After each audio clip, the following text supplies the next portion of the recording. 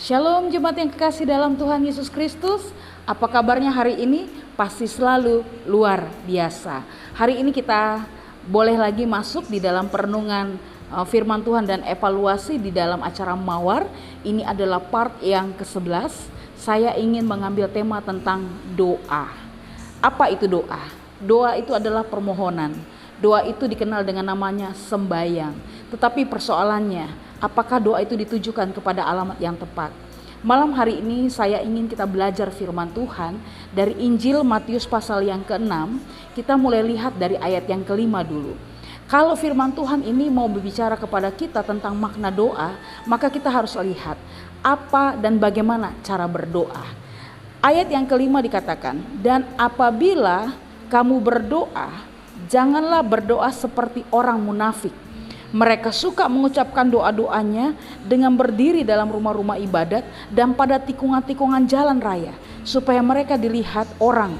Aku berkata kepadamu, sesungguhnya mereka sudah mendapat upahnya. Ternyata di dalam bagian firman Tuhan Injil Matius pasal 6 ayat yang ke-5 ini mengatakan, banyak orang berdoa motivasinya salah. Karena motivasinya di sini dikatakan dia berdoa seperti orang munafik. Mengapa demikian? Karena dia mengucapkan doanya di rumah-rumah ibadat hanya sekedar untuk mengekspos dirinya. Bahwa dia pintar berdoa, bahwa dia bisa berdoa. Tetapi doa yang diucapkan belum tentu dia mengerti benar makna doa sesungguhnya.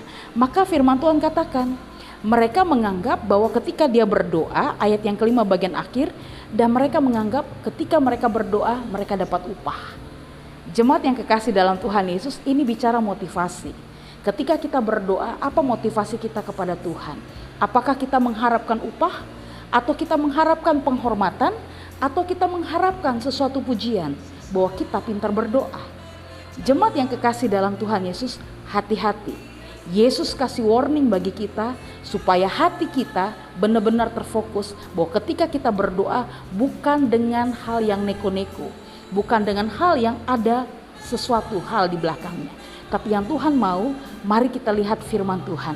Ayatnya yang ke-6. Tetapi jika engkau berdoa, masuklah ke dalam kamarmu, tutuplah pintu dan berdoalah kepada Bapamu yang ada di tempat tersembunyi. Maka Bapamu yang melihat yang tersembunyi akan membalasnya kepadamu. Lalu ayat yang ke-7. Lagi pula dalam doamu itu janganlah kamu bertele-tele seperti kebiasaan orang yang tidak mengenal Allah. Mereka menyangka bahwa karena banyak kata-kata doanya akan dikabulkan. Jemaat yang kekasih dalam Tuhan Yesus, ini sangat menarik. Yesus mau mengajarkan kita bagaimana cara berdoa. Maka di ayat yang ke-7 katakan, jangan bertele-tele. Tidak perlu mengucapkan, wah Tuhan, gunung sangat tinggi dan elok melihatnya. Bunga sangat indah di padang. Tuhan gak minta dengan bahasa yang bertele-tele. Dan dianggap di sini dikatakan berpikir bahwa ketika berdoanya panjang dan juga bertele-tele, diharapkan kata-kata doanya bisa dikabulkan. Tuhan bukan mau lihat seberapa pintarnya kita berbicara. Tapi yang Tuhan mau lihat adalah ketika kita datang kepada Tuhan di ayat yang ke-6 tadi. Masuklah ke kamarmu, kuncilah pintu, dan tutuplah pintu dan berdoalah kepada Bapamu di tempat yang tersembunyi. Maka Bapamu akan melihat, yang tersembunyi akan membalas kepadamu. Jemaat yang kekasih, Tuhan mau lihat di sini adalah kesiapan hati kita ketika kita datang kepada Tuhan. Dengan kusuk, dengan tenang, dan juga dengan konsentrasi yang baik. Bagaimana kita punya hubungan yang baik dengan Tuhan. Ini adalah satu pembelajaran yang sangat penting. Maka di ayat yang ke-8 dikatakan, jadi janganlah kamu seperti mereka, karena Bapamu mengetahui apa yang kamu perlukan sebelum kamu minta kepadanya.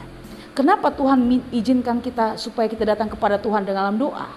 Karena Tuhan ingin supaya kita semakin hari semakin mengenal siapa Bapa dalam hidup kita.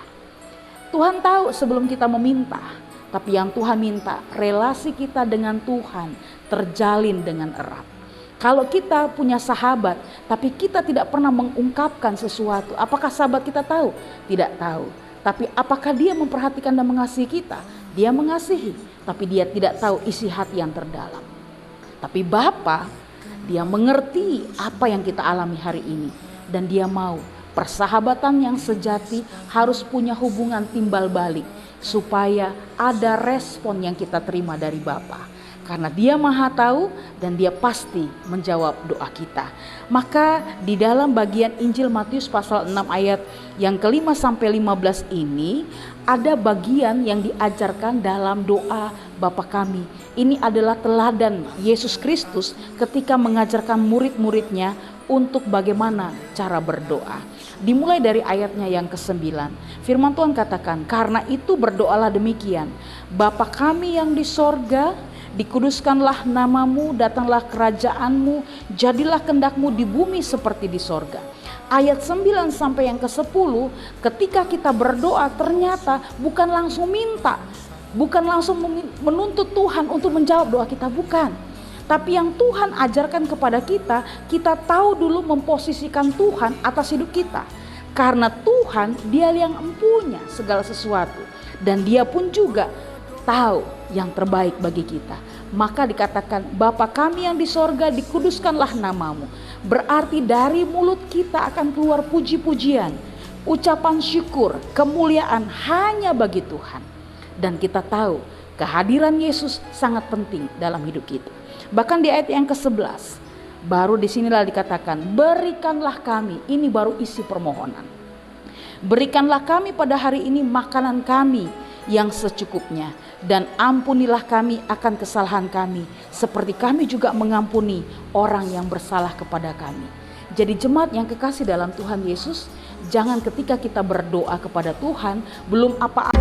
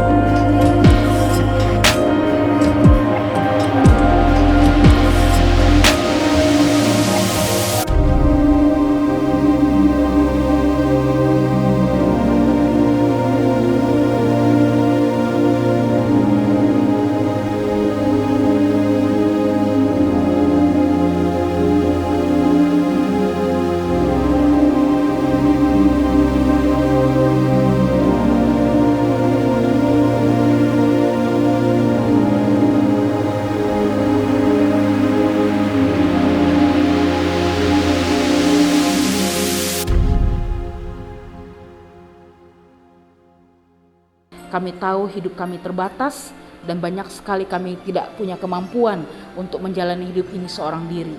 Tapi kami diberikan kekuatan iman untuk kami cari Tuhan. Karena kami tahu Yesus hanya sejauh doa. Maka semua pergumulan kami, semua apa yang kami alami hari ini, kami yakin Tuhan mendengar doa kami. Terima kasih Bapa di dalam surga. Biar setiap yang sakit, yang punya masalah, punya beban berat malam hari ini, kami berdoa dalam nama Tuhan Yesus Kristus. Tuhan jamah dan Tuhan pulihkan. Terima kasih Bapa. Kami serahkan hidup kami hanya di dalam nama Tuhan Yesus Kristus. Kami berdoa dan mengucap syukur. Amin. Jemaat Tuhan, selamat beristirahat. Biarlah hari ini kita boleh lalui malam hari ini bersama dengan Tuhan. Tuhan Yesus memberkati kita semua. Shalom.